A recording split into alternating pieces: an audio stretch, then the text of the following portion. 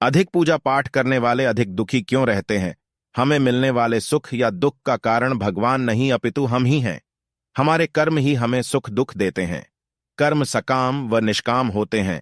सकाम कर्म यानी ऐसे कर्म जिनके बदले में हम कुछ भौतिक सुख सुविधाएं चाहते हैं। ऐसे कर्मों का फल सुख दुख के रूप में मिलता है।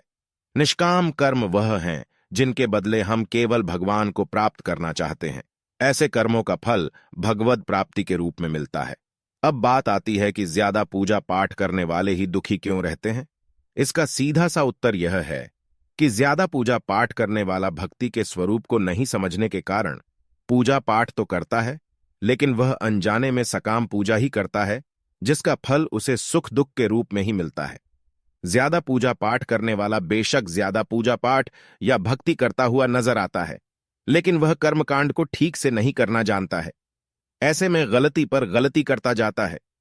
बेशक वह कहता है कि वह कुआं खोदने की बात करता है, लेकिन असल में वह खाई खोद रहा होता है।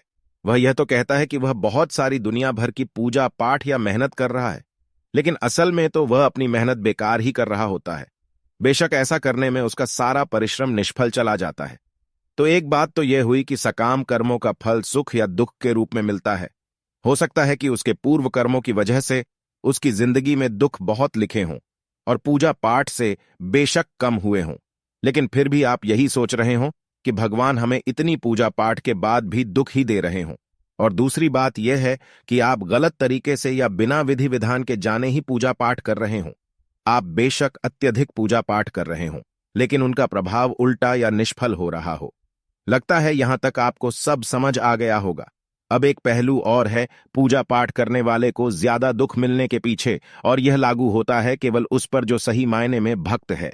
यह पहलू ही विशेष है, इसलिए इसके लिए आप एक बार फिर से यह जान लीजिए कि भक्ति क्या है और भक्त कौन है। संध्या वंदन, योग, ध्यान, तंत्र, ज्ञान, कर्म के जैसे ही भक्ति भी मुक्ति का एक मार्ग है। भक्ति भी कई प्रकार की होती है।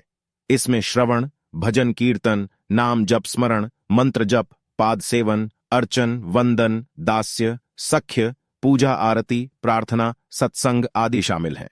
इसे नवधा भक्ति कहते हैं। अब आपको बताता हूं भगवद गीताठ में उल्लेखित 4 तरह के भक्तों के बारे में। पहले नवधा भक्ति क्या है यह पढ़ाते हैं और इसे शॉर्टकट में समझते हैं।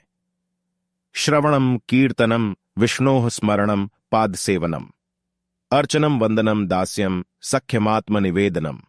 एस्टेरिस्क हमारे जीवन का संघर्ष भी तो प्रायः 2 भागों में विभाजित ही रहता है कि हमारी सारी भाग दौड़ अप्राप्त की प्राप्ति के लिए ही होती रहती है और हम चिंतित रहते हैं उस सब के रक्षण के लिए जो हमारे पास है।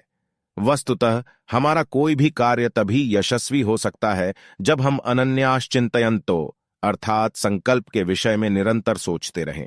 हमारा चिंतन पल भर को भी बाधित न हो। पर्युपासन परिहच्छी तरह एवं उपासन सर्वस्व समर्पण अर्थात एक निश्चित लक्ष्य के लिए हर संभव प्रयास और नित्य युक्ता अर्थात आत्मसंयम।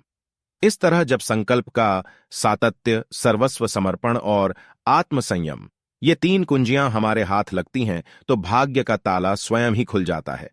अर्थात योगक्षेम का भार स्वयं भगवान वहन किया करते हैं। यही शाश्वत सत्य है। अब इसको बिल्कुल सरल भाषा में समझ लीजिए।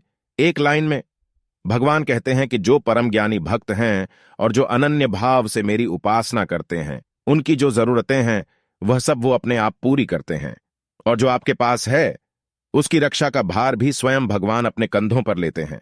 ये ठीक उसी तरह है जैसे एक छोटे बच्चे के खान पान, रहन सहन आदि की सारी जिम्मेदारी माता अपने सिर पर लेती है। बच्चे को इस विषय में चिंता करने की जरूरत नहीं होती है। माता इस